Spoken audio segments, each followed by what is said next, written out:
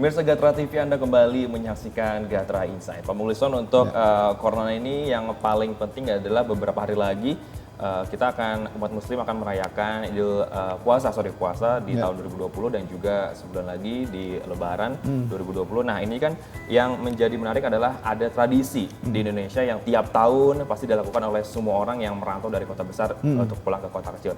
Jadi ada beberapa meme juga pemirsa Gatra TV. Jadi tidak melarang tapi mengimbau keras jangan dilakukan. Ini apakah memang kembali lagi, apakah beberapa peraturan dan juga penegasan dari pemerintah ini kurang sampai ke bawah atau seperti apa?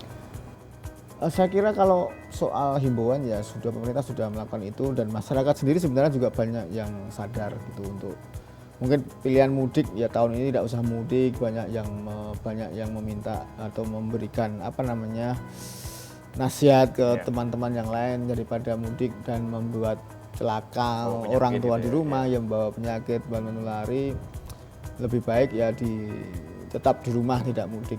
Nah, memang ini sebuah dilema gitu ya. Ini karena setiap tahun ini sebuah tradisi gitu ya. Dan tradisi ini juga memicu gairah ekonomi ya. Biasanya misalnya transportasi bus gitu kan. Itu juga mendapat rezeki dari sini. Tapi kalau tahun ini mungkin minimal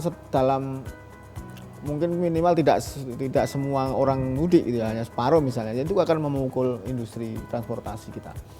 Tapi intinya apakah memang masyarakat mau tidak mudik? Ya sekarang pun sudah ada arus mudik karena sebagian pekerja formal di Indonesia, di Jakarta gitu ya, sudah pada pulang karena apa? Mereka tidak ada yang dilakukan karena ada pembatasan wilayah, mereka tidak bisa berdagang secara optimal. Mending daripada memang menanggung beban di sini, ngekos bayar gitu ya misalnya, mereka lebih baik pulang. Dan pulang mungkin di sana masih ada yang menanggung gitu ya, keluarga masih banyak.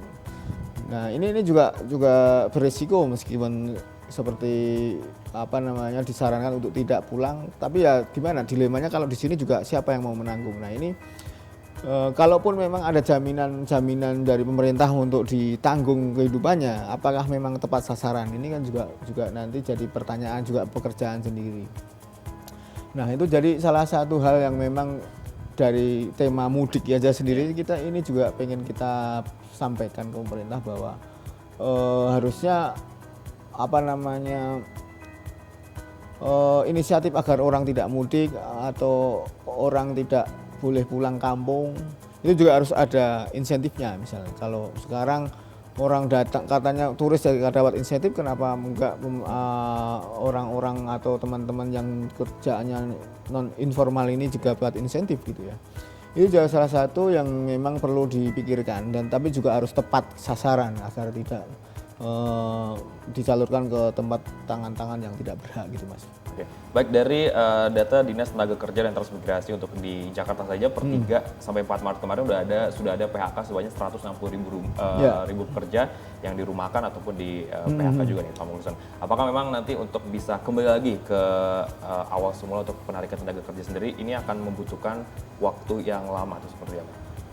Ya tentu kalau ini pasti berdampak ya, maksudnya kalau perusahaan-perusahaan, pabrik-pabrik besar yang memang karena permintaan berkurang, juga bahan baku yang agak sulit didapat, mereka tentu mengurangi produksi, mengurangi kinerjanya berkurang, sehingga mereka juga harus mengistirahatkan karyawan, karena mau tidak mau itu dampaknya seperti ini, karena juga nggak mungkin pabrik itu tetap berjalan sementara permintaan berkurang.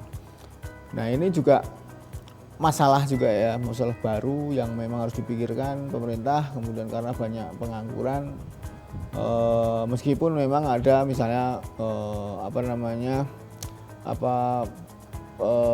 memberikan lapangan pekerjaan secara massal gitu ya, itu juga salah satu solusi, tapi apakah itu efektif itu juga jadi permasalahan atau jadi pertanyaan, perlu dianalisis, kemudian juga perlu dievaluasi kalau nantinya memang kurang efektif. Dan apalagi sekarang juga ada indikasi ketika banyak narapidana yang dilepas gitu ya, kriminalitas juga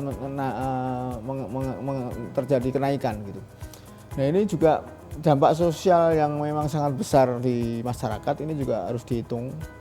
Nah apakah juga nanti saya kira juga Jakarta memang harusnya bekerjasama dengan daerah-daerah sekitarnya, misalnya mendata tadi misalnya napi, siapa yang dilepas kemana saja.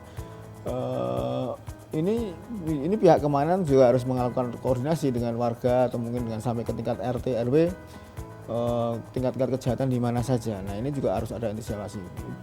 Pengangguran pasti dampaknya ke sana. Kemudian apakah juga tadi ada insentif atau apapun ya bantuan dari pemerintah, itu juga harus tepat sasaran tadi, sampai ke koordinasi dengan RT dan RW juga harus selalu dilakukan.